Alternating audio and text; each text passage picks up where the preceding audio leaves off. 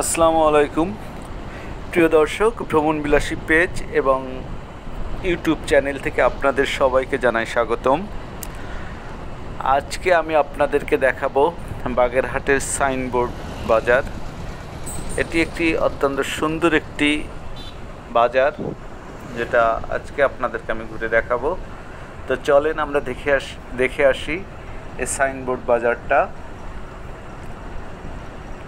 আমাকে একটা ভাই রিকোয়েস্ট করছে সাইনবোর্ড বাজারটা দেখাতে, যার জন্য আমি এই ভিডিওটা করছি। এখানে দেখেন ছাত্ররা দেওয়ালে লিখতেছে বিভিন্ন বাণী। বর্তমান সব জায়গায় এই জিনিসটা দেখা যাচ্ছে, প্রত্যেক দেওয়ালে দেওয়ালে ছাত্ররা বিভিন্ন কথা লিখতেছে, যেগুলো খুবই ভালো লাগে আমার কাছে।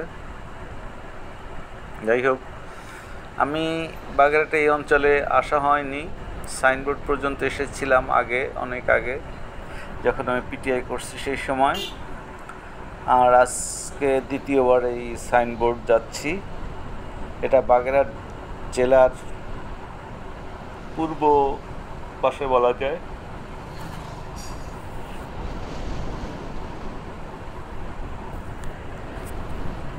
বেশ বড় এবং অনেক সুন্দর একটা বাজার এই সাইনবোর্ড বাজার,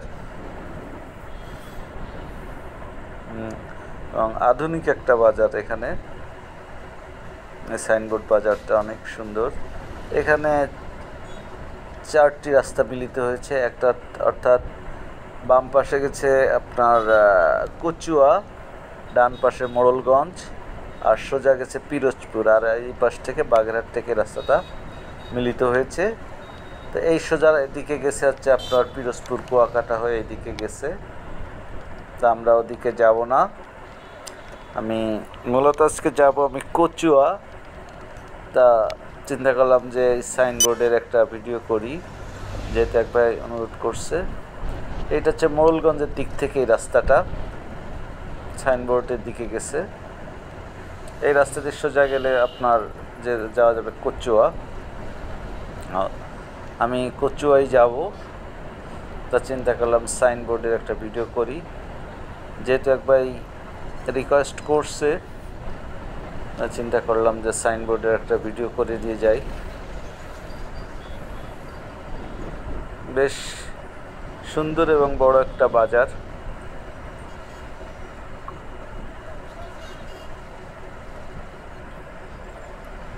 সাইনবোর্ড বাজারটা যে এদিক দিয়ে গেলে বাম পাশে হচ্ছে বাগেরহাট,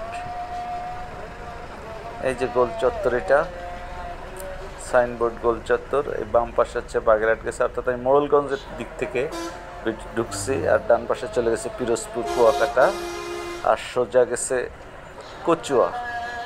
তো আমি আজকে যেহেতু কচুয়া যাব, তাই আমি সোজাই কচুয়ার দিকে রওনা দিলাম। আপনাদের এর কিছু অংশ দেখাবো।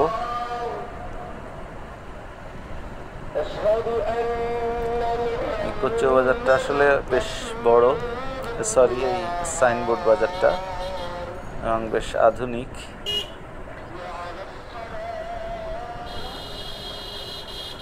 অনেক সুন্দর একটা বাজার বাগেরহাটের। এটা বাগেরহাটের খুবই কাছে, বেশি দূরে না, হয়তো 5-7 কিলো হতে পারে আনুমানিক।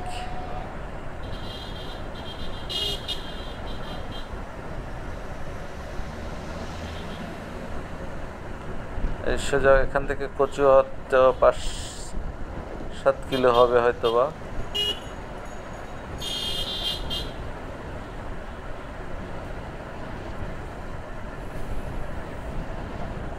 ধন্যবাদ সবাইকে, ভালো থাকবেন। আমি